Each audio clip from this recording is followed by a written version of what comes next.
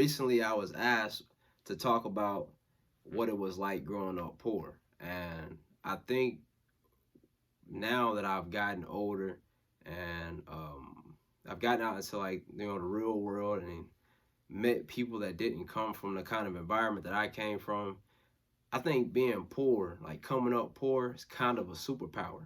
Now I know that probably sounds crazy because it's not really a good thing to be poor. I'm not saying you should try to be poor. That's not what I'm saying. But it's like when I got older and now that I've been out in the real world and met people that didn't come from the kind of like background that I did, I realized that I'm like way ahead of them mentally, and I'm more capable of doing things because I have experienced these things firsthand already. One thing that I noticed is like for poor people, big things are small problems, and for rich people, small things are big problems. I feel like a lot of the skills and like talents that I have came from a necessity as opposed to it being just this natural gift. The rich kid, you driving down the street, you get hit with that Jeepers Creepers shirt and your tire blown out like a porn star back, and then now you stuck on the side of the road. Me, I can change the tire or fix the flat, whichever one is necessary, because I ain't got AAA. The rich kid probably ain't never even looked at a lug wrench before, you know what I'm saying? So, just learning how to do plumbing, learning how to farm, landscaping, all that, working on cars, and just, those trades. You learn those things because you couldn't afford to pay somebody else to do it. Even the idea of something being expensive is different in the eyes of a poor person compared to a rich person. Because when you're rich, something expensive is probably like taking a trip to Cancun, buying a McLaren or putting your kid through private school. I don't know. But, when you poor, something expensive is like getting sick. And believe it or not, getting sick is a luxury because you have to be able to afford to get sick. You know what I'm saying? Like, if you don't have insurance through like government assistance, you kind of just got your hands in the air and got to hope you don't die. You know what I'm saying? So let's say you do have it. Then the next barrier is being able to afford the time off work, which majority of people cannot. So now you got to thug it out. You got to go to work sick or miss that income, and now you can't feed your family. And so, it's different when it comes to medicating, because now let's say you did have the insurance and you can afford the time off work. Can you afford the medicine? Because, if you went to the doctor before, it's usually two medicines you could choose from. There's a name brand one, and there's the off brand one that have like some bizarre side effect, like you might grow an arm out your kneecap or something because, it's the cheaper version, the great value medicine, if you will. And sometimes even that's too expensive. So, in the black community, or maybe it's just the poor community as a whole, when it comes to being sick, there's like 3 or 4 things that most people are accustomed to using. Number one is the most powerful one, okay? Take your ass to sleep. If you was in pain, go to sleep, okay? You got a headache, go to sleep, Drink some water. Those are your main cures. Sleep and water. Try them out. If they don't work, then you go to the next stage, okay? The next stage is the Robitussin, okay? The Tylenol, the ibuprofen if you got that. And most importantly, because they swear that this is really medicine, ginger ale, okay? Ginger ale gonna fix a whole lot of problems in here, I think, but it might possibly actually work because, I still do it. And even being poor got levels to it because, a lot of people kind of classify themselves as poor, but, I came to realize that somebody always got it worse than you. It's like, to some people, being poor was growing up eating ramen noodles and hamburger helper, which, to me, they fire. Like, I still eat them today. But not everybody know about that government cheese. You know what I'm saying? Government cheese is the toughest thing since the Nokia, okay? You could put that joint in a fire pit and it probably won't melt for an hour. One time I seen a dude steal a car with a block of government cheese, took it straight through the driver's window, bam, went in there and hot wired that joint and got gone, bro. I'm talking about yabba dabba doing, hopped in, pumped the gas 3 times and then pulled off because, the car was raggedy. And even when it come to like the poor people food, there's layers to it, Some people be eating like hamburger helper, bro. We had beef assistance, you know what I'm saying? Like, there's Frosted Flakes, we had icy shards, and then on top of that, we couldn't even afford the same mascot, but the Frosted Flakes we had a polar bear on the side of that thing. And it's not even just the food, bro. Like, it's the beverages too. You had Dr. Pepper, we had Dr. Thunder. You know what I'm saying? You had Fanta, we had Shasta Punch. You had Sierra Mist, we had Kiara Sprinkle. And believe it or not, eating stuff like that wasn't even that bad, because a lot of times the off-brand stuff tastes better than the name brand, or maybe my palate was just accustomed to the, the lesser of the two. But there was stuff like a wish sandwich, which if you don't know what that is basically when you get 2 pieces of bread if you got 2. But, you know, you take your bread, you look at it, and you wish that you had something to put on that motherfucker, and then you eat it, okay? It's just a piece of bread, you know what I'm saying? And, you know, if you got creative, you know, when you pour, you just kind of put stuff together. So, you know, I done seen my little brother one time, he was in the kitchen putting syrup on bread and eating it. And I'm like, that's crazy for one, but he did something worse. One time he just drunk the syrup, you know what I'm saying? I feel like he might just had a sweet tooth. And a wish sandwich actually be hitting sometime, because there is one that's worse than that. It's called a sleep sandwich. Really ain't even a sandwich. My mom would just say, eat some sleep. And basically the logic behind that is, what she would say was, if you go to sleep, you won't even realize that you're hungry. She would tell us that all the time. So when we was like, Mom, I'm hungry, and we ain't got no we can eat at the time, she like, eat some sleep. And so then you take a nap, right? And normally, because, you know, life cruel, I go to sleep and I had like a dream about like a hamburger or a steak. You know what I'm saying? Like you dream about the food, you know what I'm saying? And then you wake up hungrier than you were when you went to sleep. And sometimes your stomach will be aching bad enough that you will wake up out your sleep to remember your, like, oh, no, I was hungry. So, you know, to my mom, that was a lie. Eating sleep don't really fix the problem. But at the same time, sometimes it do.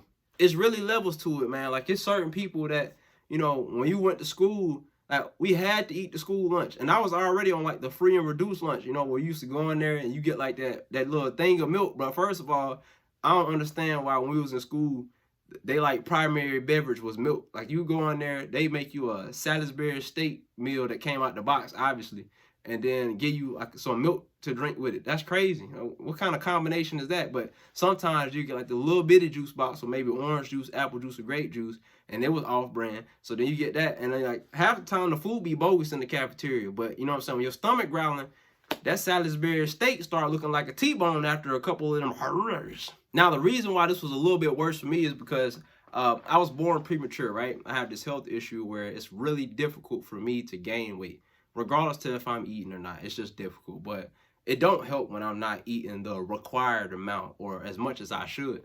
And so, you know, I used to get picked on a lot because I was real skinny. And I'll never forget, I had this friend in high school named Ryan. And he was a redneck, bro. I called him Captain Country, because he was just, I mean, he's just super redneck dude, man. And, you know, I ain't really ever just had friends like that, you know what I'm saying? But it was like this small group of people that I associate with, and I call him a friend, you know? And I never forget, he used to bring deer sausage to school, man, because he was one of them hunting boys. And he bring deer sausage and Pop-Tarts and all that stuff, and every day when we met up to go to homeroom, he always give me something to snack on, bro. And unfortunately, I believe last year, when COVID, like around the COVID time, he passed away. And that's the first thing I thought of, man. Like, he don't know how many times like that little snack he gave me throughout the day really helped me out, bro. So hopefully, you know, I can look out for his kid now that he's not here any longer. I'm gonna remember that, you know, if it's ever a time of need, Ryan, you looking, I got you. I'm gonna hold it down. One thing you do learn when you like don't have a lot of food is how to make it stretch, you know. So, you know, you take milk and put it in the eggs, that'll stretch the eggs out so you can feed more people, you know what I'm saying? One thing that people do, like poor people do, that I never caught on to, though, no matter how hungry I got, was putting water on cereal. You know, it's real common where you go in there and you go into the fridge and it ain't no milk, and then your mom be like, put some water on that shit.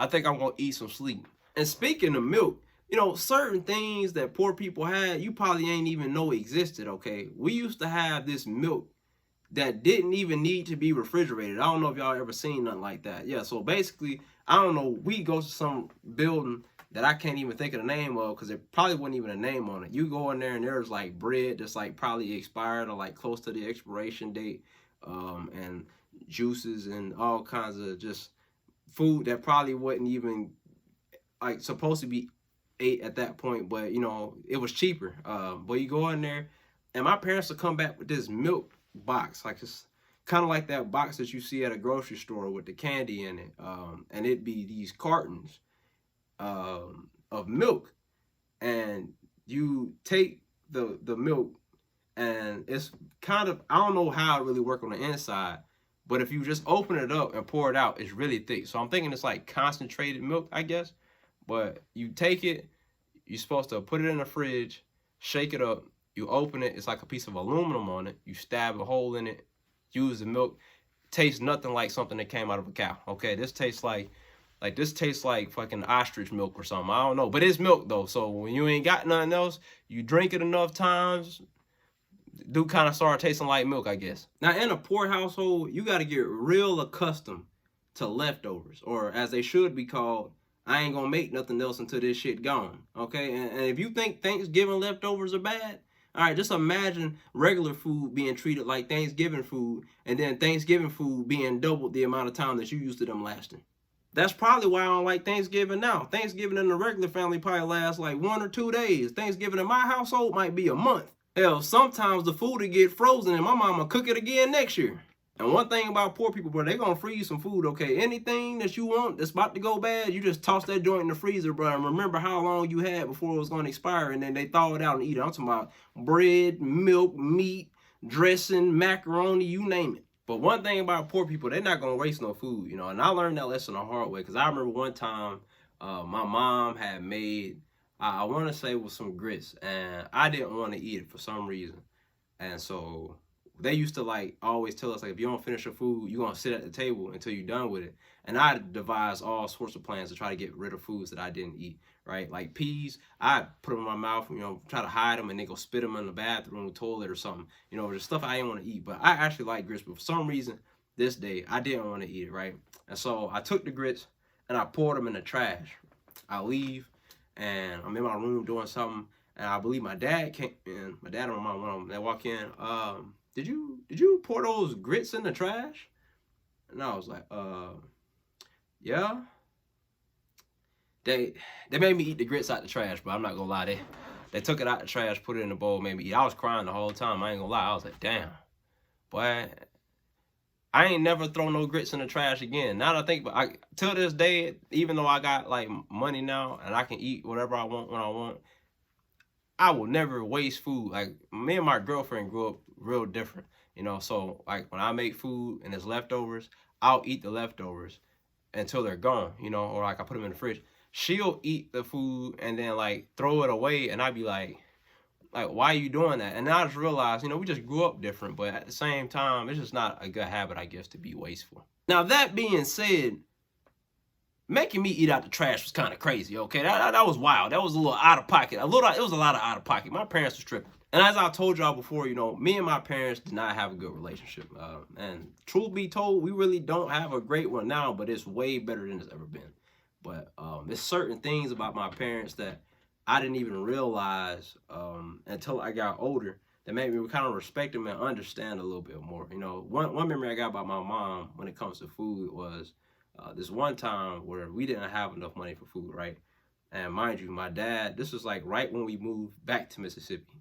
So she's working at a hospital, and then my dad is trying to get a job somewhere, but he's a convicted felon, and he went to prison in Mississippi.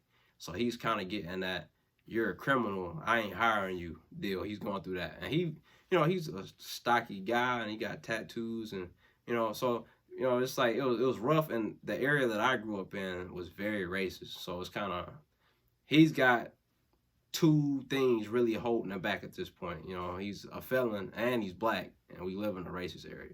So he's going through it. So my mom's kind of trying to hold it down. But this one time we don't have money for food. And my mom, when she was a kid, worked at this grocery store in Florence, Mississippi. That's where I grew up. Called Ramy's. It's like a local grocery store. Very expensive, but it's the closest one from the next. Like, you got to drive like 20-30 minutes to get somewhere like Walmart. So anyways, she used to work there, real tight with the owner. So she goes to the store. The owner still, you know, alive, obviously. He's an older white guy. And she had to beg him for food just so she could feed us. Obviously, we weren't there when this happened, but she told us, you know, when she got home, because we were she came home and she sat in the car for a while. She was crying, and then she came in and she's putting the stuff up. You could just kind of like see it on her face, man. Like, she's just, you know what I mean? She's going through it, and she's crying. She explains to us like what She's like, I had to go in there and beg that man for some food. And I'm sitting there trying to, like, she's telling us how it made her feel and like how degrading it was, because there's people there, you know, and they looking at her while this is happening, bro. And you know, me personally, I don't have no kids. I don't know if I got the strength currently, you know, to put my pride aside to make sure my kid's gonna be all right. You know, like, I don't know if I could have done that. And you know, I remembered that though. I remember how she looked, and I remember that just thinking like, man, this ain't never gonna happen again if I got nothing to do with it, man. And I commend my mom for that, bro. You know, it take a lot of strength to be able to do something like that, especially in them circumstances. But that goes to show, like, you know, how far your parents will go to make sure that you all right, even when y'all, you know, in them hard times like that. And things like that just really shape you as a person, you know, because like when I grew up, obviously, like I said, I now don't have this, like, I don't waste food. You know, if I have something I'm not gonna eat, I can find somebody that needs food and give it to them. You know, it's been plenty of times where, you know, I was heading to work when I was working at Home Depot, and there's these homeless people that lived like right before I went to the highway to get to my job, and I'd pass them all the time. And anytime I had food that I wasn't gonna eat, or like, you know, just leftovers, when I give it to them. Or like if I had food that was gonna go out and I know I wouldn't eat in time, I'd cook it and then I'd take it to them. But one day in specific, I was heading home from work. It's like 10 p.m. and I had bought a pizza for me to eat when I got home. And I seen this homeless guy. When I got to a stoplight, he asked me, did I have any money? And one thing about me is I don't carry any cash. And so I'm like, nah. And I could just tell, like, bro hadn't ate in a while. And so I gave him my pizza, and I gave him my lunch that I had brought, but I didn't eat, that I had like this Tupperware bowl. And just told him, like, asked him did he like it, and then I gave it to him. But not because like I wasn't hungry, but because I knew like I was gonna eat. I had food at home, or like I'm gonna get paid and I can go to work and get me. You know what I'm saying? Like I was gonna be all right, and that's all I could offer at the time. But I knew he needed it, and just stuff like that. Anytime I see somebody in a situation that I used to be in, I make sure that if I could have anything to do with it, if I'm capable at the time to do it, I'm gonna help them out. I done took the shoes off my feet, the clothes off my back, and gave them away, because I remember them days like when I needed shoes and I needed clothes and I needed food, and that kind of builds a character in you. Or like, you're not gonna watch somebody suffer if you got any kind of capability of changing that, even if it's just a little bit. And that brings me to the topic of clothes, man. Now this one rough, because as y'all can tell, I don't dress flashy at all. That is because I never really had clothes like that growing up. I could tell you, like, I had a certain amount of outfits based on the amount of days in a week. So when I was in school, people would joke all the time about how, oh, you always wearing the same clothes, because I had like, I'll say 7 to 9 outfits, like all together, pants, shirt, and I'd wear them Monday, Tuesday, Wednesday, Thursday, Friday, Saturday, Sunday. I still got those 2 other outfits that I wear like outside. They called your play clothes. And when your clothes get messed up, you know, for a normal person, you just go get some new clothes, but we couldn't afford that. So there's this thing out there called a patch. And basically what it is, it's this little piece of fabric, I guess, kind of. It's like a giant sticker almost, but it's made out of fabric. And let's say like I ripped my pants, which in this case I had ripped my pants skating, and I tore my whole kneecap, like there's just a big hole in it.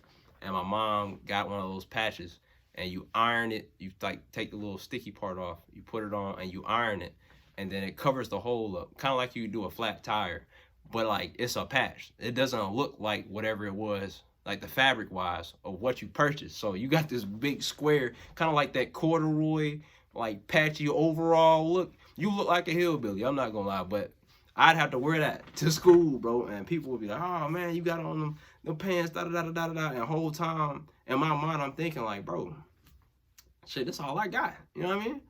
And I never looked at those things as like less until people started making fun of it. You know what I'm saying? I didn't then either, but it's like I never thought it was an issue until they was like, you know, why you got these, you know, the busted shoes on. I had a lot of like off-brand shoes, I ain't have no Jordans, I ain't had no Nike, so like, man, what is them on your feet, man? Or I have like a mouth on my shoe. You know, that's what we call it, a mouth, because like your shoe seam gets tore up in the front. It moves like a Muppet mouth. And so, you know, I had a mouth on my shoes, like when you walk, your feet talking. And when you get, you know, in an environment like that, bro, you get real good at roasting people, because now I gotta figure out a way to beat you at this game when you got the obvious advantage. I gotta crack jokes about things that you can't crack jokes about me at. Like, yeah, I might have a mouth on my shoes, but I have a dad.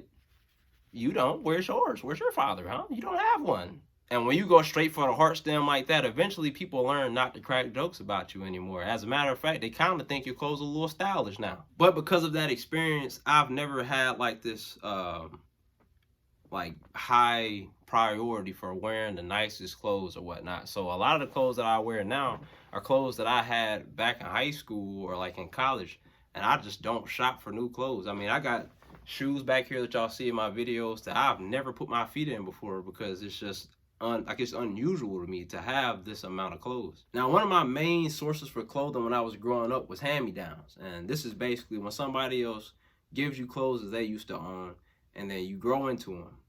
Problem is, health problem. I wasn't growing too much, so I call them get used to them, because I just had to get used to them shits, okay? I never got bigger. I was wearing baggy clothes. But fortunately, when I became an athlete, you know, I started getting my swole on out here.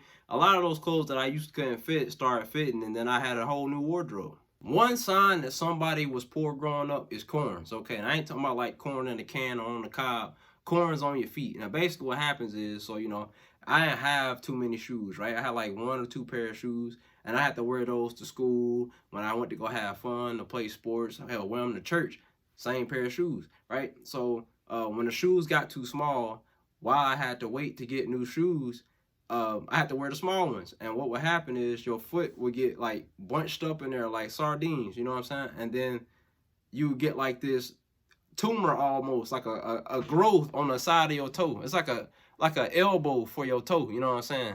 Usually your pinky toe. And it started like redirecting your toe, so like my foot looked like mad ugly. I'm not gonna lie to y'all. It had like a just looked like Hulk stole on it, you know what I'm saying? And my foot slowly became like one entity. So like my toes, like your feet probably look like this, you know what I'm saying? Like they all doing their own thing, headed on their own path in life. My toes look like they done stuck together through it all, okay? They almost like shaped together at some point. Like I can separate them, don't get me wrong. Like I ain't got webbed feet, but you could tell like my toes done spent a lot of time without social distancing, if you get what I'm saying. Now, luckily, after some years of wearing shoes that had a little space in them, the knot that was on the side of my pinky toes are gone. So it looks like you can see where it was at, but it's flat now. So my toe looks somewhat normal. And when you poor, you got to be crafty with the clothing, because like me personally, I haven't really owned gloves too many times in my life. So like when it snowed outside, which is a rare occasion in Mississippi, we used to take our socks and put them on our hand and use them as gloves. So it wasn't even like you ain't had no glove on. You pretty much had like 2 Lego hands, you know, and so we had to make the snowballs like this. But we was out there having snowball fights with the sock gloves, you know what I'm saying? And you use about 2 or 3 of them. And every once in a while, you know, if you needed a weapon, you could get a sock and put other socks in it, or like quarters, and use it as like a nunchuck, you know what I'm saying? So, you know, socks really was clutch back in the day. Which brings me to my house, bro. My house, I really be downplaying how bad it was. I'm telling you, one of the main issues though was that it didn't have heat or AC. So when it got cold outside, boy, it was cold. You know what I'm saying? When it got hot, it was hot. Like I'm talking hotter than a Klansman when his daughter come home with a black boyfriend. When I say cold, I'm talking about colder than a shoulder that hold grudges. So when you ain't got no heat and AC, you got to get real crafty with like staying warm and staying cool in the respective seasons. You know, when it got cold outside, we had to take them Walmart bags that we had stuffed in that cabinet, because, you know, black people like to keep all the garbage bags or the shopping bags from the Walmart trip and then just put them in a discreet location for no apparent reason. Well, we take them and stuff them in like the window sills, because, you know, the house wasn't insulated like that. And so we put them in like the little cracks and crevices to try to keep some of the cold air out, or like, you know, insulate the house a little bit. And then we had like this one space heater, which, you know, when your house ain't got insulation, really ain't good for just like the area that it's in front of. So we'd have to like lay almost on the thing to get the heat, you know what I'm saying? And then the oven, we'd open the oven up and turn it on and use that to like heat the kitchen area, living room area, kind of. They was pretty much the same room. But you know, so sometimes we'd actually go to sleep on the kitchen floor or like in the living room right by the kitchen, and then have the space heater in the living room. So like both of them, and we all just live like sleep in that same little area on the floor, and then somebody sleep on the couch. And that's how we stayed warm, bro. I remember one time I fell asleep too close to the space heater, bro, with my bubble coat on, because one thing we used to also do is like put on clothes and then go to sleep. So like, cause you know you're trying to stay warm, and it's like you take your clothes and throw them in the dryer, and then it'd be on for a little bit, take them out, put the clothes on, and then try to fall asleep before you get cold. You know, it's a little fun game to play, you know what I'm saying? But one day I fell asleep with my little blue bubble coat on, and it burnt a hole in it. And so I used to have to go to school with this like sky blue bubble coat with like a big black burn mark on it, bro, for a minute before I got a new jacket. Now when the summertime come, you kind of just screwed, bro, because all you really got is a box fan, okay? You can get the box fan and then take off as many layers as you can without being naked. So one thing about me, I used to always walk around shirtless and regular, like even when I was in college, I had this like problem. I walked around shirtless all the time, and people thought it was because I like liked my body because I was in good shape. I'm not gonna lie, but no, it was like it was just like put into me to walk around with as little, like the smallest amount of clothes as I could, so I could keep myself cooled off. And then like when I got older, I didn't realize that that's why I did it. But yeah. So basically, you get a box fan, you open up the window and stick the box fan in the window to like try to circulate air through the house. But the problem is, like, you know what I'm saying, a box fan, it's air, but it ain't got that conditioning part, so it's just like circulating the hot air that was already in there. It really ain't doing you no justice. So you kind of just like lay as close to it as you can and hope that little bit of wind on you kind of help you keep your senses. Because me personally, when I get hot, I get angry and feisty. I be want to fight somebody. So you know, I ain't really like being around people when they got too hot. My house being raggedy was kind of fun though. You know, it was always exciting because you never really knew what was gonna happen next. You know, you could walk into the kitchen and the ceiling will fall down on your head, but a sheetrock, you done got smacked in the head. You know, or you walking into your room and you see a snake in the ceiling or like in the floor, because it was like holes in the floor and the ceiling will fall in. Or like when it rained and the water leaks through the ceiling, because a tree fell on our house at one point, and so the water when it rained would like sit on the sheetrock and it get soggy, and then it eventually start breaking and the water drop out. So you got to put a pot on the floor to catch the water and dump it out, and then eventually replace the sheetrock or cut it out. And then obviously over time we actually fixed the roof, and that kind of helped. But that was just a normal occurrence, so you kind of got used to it. Now, there is one confession I have to make, okay? I make a lot of videos reacting to animal videos, and I talk about how I wouldn't do this and that because I'd be too scared. It's a joke, okay? I grew up in the woods. Most of the animals that I react to in these videos, besides like the exotic stuff, I've already came in contact with multiple times in real life, okay? It's not even logical to be scared of them because I lived in the woods. These things lived in the same area that I lived in. So, and I actually hunt and whatnot. So I actually like animals, but, I don't necessarily like go out my way to encounter them. It's just, I'm not afraid of them like I pretend to be. But if I'd say one of the worst parts about my house, it was the fact that we had one bathroom, man. And it was 7 of us. One bathroom, 7 people. You can just imagine how terrible that was. So as you may have guessed, I've used the bathroom in the woods times plethorious, okay? I was out there in them sticks, bro, getting it popping with them leaves. Okay, I ain't actually used no leaf. I was using the toilet paper. There was a few times, though, I had to make toilet paper out of, like, regular paper, which basically what you do is you take the paper and you ball it up a bunch of times, and then eventually it becomes like a piece of toilet paper. It's just real flappy. But while having one bathroom was bad, there was one funny thing about having one bathroom, and it was listening to other people when they were in the bathroom. And the funniest thing that I can remember, bro, was when my dad would go to the bathroom. Now, as I told y'all, my dad went to prison, right? And when he used to go to take his showers, we'd oftentimes sit by the door and listen, because we noticed that it sounded like he was dropping the soap. But the thing is, he wasn't dropping the soap like one time. He was dropping it like repeatedly. Like it'd be like boom, boom, boom, boom. Like you hear it hitting the bottom of the tub. And so we was trying to figure out what was taking place for the soap to be falling that many times. And I came up to this conclusion that what was happening was he dropped the soap, and it was like a bar of like Irish Spring soap or whatever. And like, you know, the tub has like that little scoop on the end of it, you know, like by where the nozzle at. And so I was like, maybe he in there kicking the soap and trying to like kick it up the little scoop and then trying to catch it. And his hand's just not nice, which, you know, was crazy to me because he was in prison all that time. You ain't learn how to catch.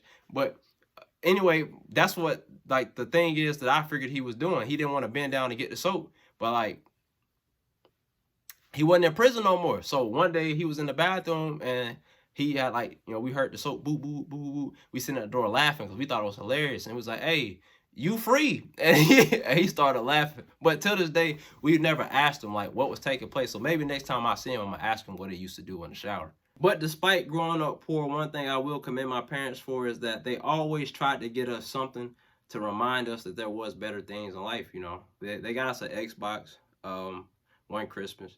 My dad got us a four-wheeler one time. You know, we had some little mini choppers. Like, there was times in our life where we got nice things. It just wasn't, you know, normal occurrences. A lot of sacrifices went into it, and it made us real appreciative of it. But I got one story I'm gonna tell y'all before I end this. About the time I got ran over by a three-wheeler, but it's not really how you want to expect. So, now you probably wonder how you get run over by a three-wheeler. Well, this is the thing. I ran myself over. Now, like that sounds crazy, but so what happened was, you know, that's how all the stories start, right? What had happened was I was riding a three-wheeler, right? And I was a daredevil, you know, kind of still am. You know, I'm yin-yinging that thing, bro, riding it sideways and whatnot. I'm really going in. The problem was I had my shoes on and I didn't tie them. And so I'm flying through the yard, because y'all probably seen the picture of my yard on my, I've shared it a few times. It's a pretty big yard. I'm flying through the yard, man. It's like 8 o'clock at night. It's dark. I'm not even supposed to be on it in the first place. I'm flying, bro. And I guess the shoestring got caught under the tire. And you can just imagine how quick it happened, bro. I just like, all I remember was my leg getting drugged under the tire. And then the rest of me just went with it. And the three-wheeler just keeps going. So I'm laying out in the front yard dead, basically, because I'm like, oh yeah, I done did it to myself. Boy, I look like a GTA outline. Like, I'm out there like this, bro, looking goofy.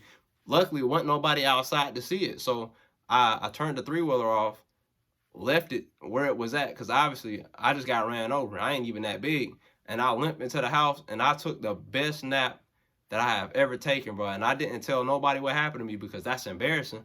But yeah, I ran myself over with a three-wheeler. Who would have thought?